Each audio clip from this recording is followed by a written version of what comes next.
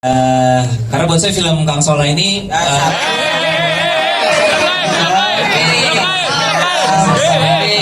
memang lagi tayang. Ada sih memang talentnya Solehun.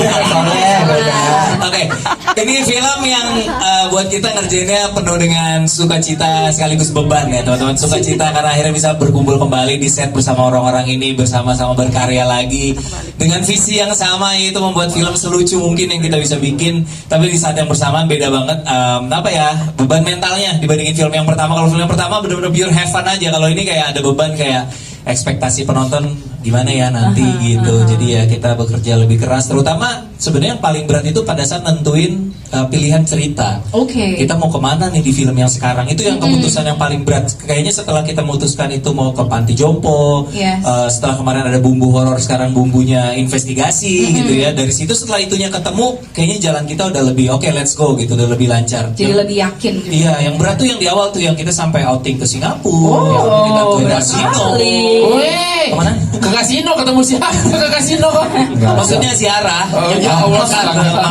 Ke makam kasino. Enggak, tapi itu yang beratnya waktu itu nentuin tema cerita ini kali ini nih film yang sekarang mau kemana arahnya itu. Tapi setelah ketemu lebih lancar. Lebih lancar. Dan kalau ini kan dibilang bukan sequel, bukan prequel. Jadi apa dong ngomongnya? Film agak lain menyalahpatiku. Iya benar.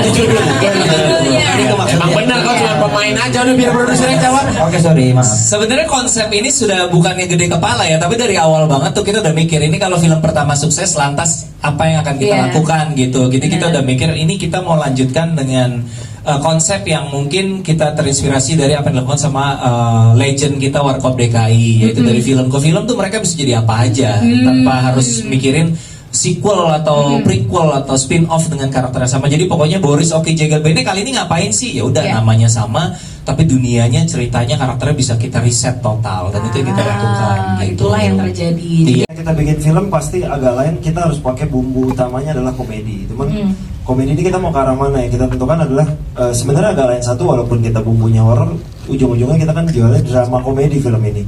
Jadi film kedua pun ini kita bikin ya drama komedi tapi dengan bumbu investigasi. Nah, ketika kita menemukan premis ini, pastinya kan itu ekspektasi yang harus kita jaga kan. Ini gimana nih orang berekspektasi dan beban juga. Tapi akhirnya ya, pilihan investigasi ini adalah pilihan terbaik di antara sekian pilihan yang waktu itu sempat kita pertimbangkan. Jadi memang ada 203 waktu itu. Ada fiksi, ada superhero. Nggak usah malah ditambahin udah. Ada dokumenter juga. Religi alien juga ada religi alien. Itu yang pertama nggak kita biografi juga biografi begitulah. Ya, yang jelas yang perlu kita sampaikan adalah mungkin biar teman-teman juga tahu film ini adalah film yang dikerjakan oleh 95% kru yang sama dengan Agak Lain Satu. Jadi 5%-nya adalah karena jadwalnya nggak nemu tuh yang orang itu. Gitu. Sisanya benar-benar sama. Termasuk para investor, kita harus nyebutin kan investor ya. Ada Jakarta, ada Trinity Entertainment Network, ada Legacy Pictures, ada ANZ Films, ada Navaros, dan ada podcast Agak Lain. Sebelumnya pas bukan minjem logo aja tuh kan. Si es kepal Milo Bang Rudi itu nggak jadi? Yang baru. Duduk aja ya. Ini Preston kenapa moshing gitu? Gak usah moshing, biasa aja. Bu, pelan-pelan ya Bu. Tenang ibu, semua orang di sini juga bekerja ibu. Pelan ya Bu. Nanti kalau saya ibu berdiri gini, mereka bikin laporan bumbung ibu deh. Beritahu jangan nanya WhatsApp mama lagi di mana. Oh iya. Di foto ibu itu, ini ada 4 orang Batak nggak tahu siapa ini. Salah masuk sini. Salah masuk. Itu tadi nanya, kok filmnya nggak mulai-mulai ya? Keluar dari sini ngomong, alah ditipu aku.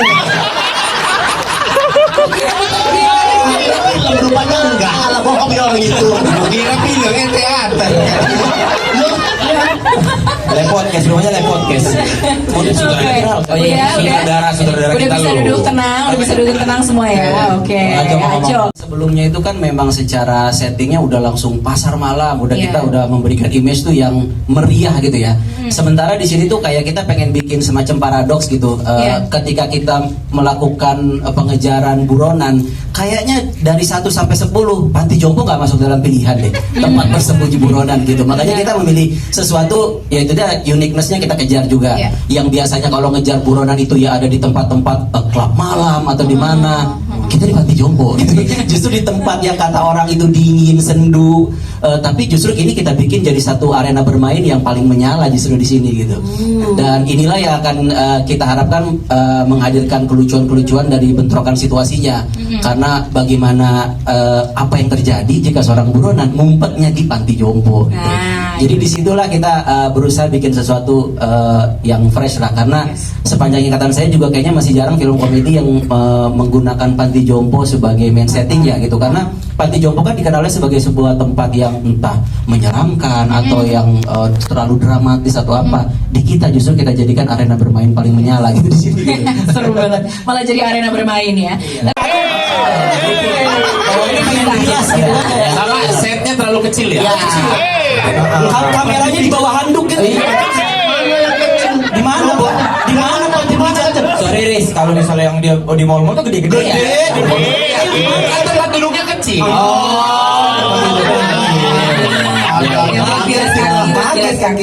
Aku pikir kita satu tim enggak ya? Jangan aku semua ya. Oke, lu tanya wartawan ya udah ada yang dicatat belum sih? Udah ada mereka kan direkam ya kan? Itu emang ya? Direkam. Lah kok enggak? Lah apa? Dia rekam tapi kamera depan. Ekspresi mereka yang direkam. Self reaction. Ya. Sempat ada keraguan nggak tapi? Kenapa? Sempat ada keraguan nggak dengan latar tempat itu? Jujur dari 213 ide tadi pas dengar panti jompo itu yang paling Yes. optimis. Karena Oh, oke. gimana caranya nih ini bisa dijadiin sesuatu yang menarik, karena kan kalau didengar gitu aja panti jompo, aduh panti jompo gimana ya, isinya orang-orang tua, Yes. mau bikin keseruan apa di tempat seperti itu. Tapi ya justru dari situ kita menantang diri sendiri untuk kayak justru ini yang tempat yang saya bilang tadi, kayaknya dari 10 pilihan pertama buronan ngumpet kayaknya panti jompo nggak jadi pilihan Iya, gitu. iya, iya. Ya justru disitulah kita masuk gitu. Alright. Walaupun salah satu kesulitannya adalah mencari tempat untuk jadi panti jompo. Nah betul. Dan bagaimana caranya syuting tanpa mengganggu yang orang jompo beneran di sana. Ya untungnya kita dapat tempat yang memang secara kondisinya memungkinkan untuk kita syuting di sana, karena mereka punya tempat lain untuk memindahkan sementara penghuninya ke tempat di dekatnya gitu. Oh, kirain semuanya jadi ikut jadi cast juga. Hah? Enggak, Gimana? kita bedakan di situ ada wisma atlet, kita bedakan semua di situ. Orang tuh pada nge-gym pagi. Kurang jompo ya. Iya, Jogging. lebih jompo yang syuting ya jomponya ya. Tiap siang tuh update Strava mereka. Iya, iya, iya. Tapi ini nyuap makanan. Baiklah, terima kasih Bang Aco. Mari kita Senang banget akhirnya kumpul lagi sama teman-teman teman-teman. Oh hari-hari memang gak ketemu nih, baru ketemu lagi kita ya, saking sibuknya ya. Jadi yang paling berbeda adalah bagaimana kita percaya bahwa Imaginary dan Mas Diaco ini penulisnya ini paling berat di antara kita itu bagaimana menentukan premisnya gitu. Yang paling berbeda dari Adalah satu nggak ada biang lalang. Oh, benar. Perubahan tuh kayak Mulai gak yakin ya. Tadi kan kalau mau ngomong Ya, begitu ada pertanyaan nggak bisa kau jawab. Kayaknya itu tadi udah disampaikan deh sama Iya, Pak Amos. ya. Gini deh, Oke. kan kalau di sini kan sekarang kan lebih ke main detektifan Ya, ya, ya. daripada horor. Nah, kayak apa dinamika syuting investigasi gitu temanya? Ini seru banget ya Cit ya. Jadi sebelum syuting kita tuh ini mungkin belum bisa dibocorin ya. Jadi aku tuh sama Oki, sama Benny dan Boris ada latihan fisik gitu. Kayak apa tuh latihan fisiknya kalau boleh tahu? Jogging. Jogging. Boleh nggak yakin. Tapi pelan. ini media loh, nanti betulan dibikin loh. Yang serius. Karena Jangan-jangan emang ada adegan yang susah loh misalnya. Yang memang ada latihan fisiknya, tapi dia bilangnya jogging. Lah nggak ada latihannya. Ada latihan basic. Cuman yang paling kita seru adalah karena ini cerita yang berbeda, komedi situasi yang berbeda juga. Jadi kita excitementnya tuh ada banget gitu. Apalagi kita kerja sama orang-orang dewasa, orang-orang luar biasa kayak Bang Acot itu tuh kita percayakan skripnya sama dia. Jadi kita Kosong dan rombongannya kosong. Udah tuh, sampai MC-nya bilang udah. Oke, thank you banyak ya. Kata wartawan, apa yang mau kutulis kalau kayak gini? Gak ada di sana. Luar biasa, Indra Ceger. Yeay. Guyon terus. Kayaknya aku mau memberikan kesempatan untuk yang udah paling emosi Kan banget. di-delete videonya tadi jawaban lu. Udah di-delete agak guna kok. Di-delete satu-satu. Penuh-penuh ini. Buang-buang memori. Ya udah nanti videoku kasih backsoundnya Rizky Febian aja. Sembilan nyawa. Nyawa. Bang Bene Dion gimana Bang Bene? Kayaknya emosinya udah mau siap untuk dikeluarkan, silakan disampaikan. Kita membuat yang pertama kan rasanya sangat tulus gitu ya, ingin berbuat aja gitu, tapi memang kita sudah berencana bahwa kita itu mau setiap film ceritanya lepas ya, biar tidak ada tanggung jawab atau berat itu berat. Jangan nangis, santai aja. Gak ada yang nangis loh. Rumahnya lagi ada orang bedah rumah dan rumahnya. Jadi dia nggak sempat bikin. Kenapa terharunya di sini? Rumahnya dibedah, terharunya di sini. Jangan Jadi benar, apalagi buat kami 4 ketika akhirnya oke, karena yang pertama jalan, kita lanjut yang kedua, tapi kita cari idenya gitu, dan kita berempat sangat-sangat sering berpikir gitu harus seperti apa ya gitu, makanya kita juga dilibatkan dalam pencarian ide gitu. Oke. Nah, jadi kita akhirnya selalu ikut, terus setiap ada ide dari sutradara atau dari produser kita juga ditanya bagaimana pendapatnya. Jadi benar-benar rasanya film ini tuh kita tuh bukan sekedar aktor doang gitu, kita ikut sangat terlibat di kreatifnya gitu. I see. Yang Jadi mungkin tambahan dikit, penulis cerita di sini selain Aco, tambahannya adalah Ernest dan Bene. oh begitu. Jadi memang ikutan langsung. jadi ya? karena dari 4 agak lain yang tiganya kan agak bodoh gitu. Jadi yang 3 lagi agak sibuk. Agak sibuk. Agak bodoh. Jangan tentang dosen kau. Bisa kok kalau ngetik-ngetik di laptop mah bisa. Bisa, sumpah demi Allah, cek itu kapan Bisa. Dia mikir mati laptop dicabut aja colokannya. Jadi itu kapan mati laptop? Bisa. Shutdown.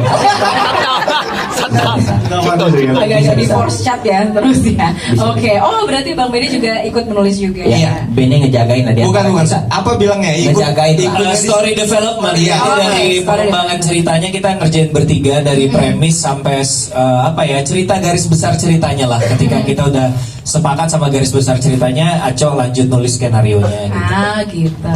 Oke, wow. Oke, kita akan lihat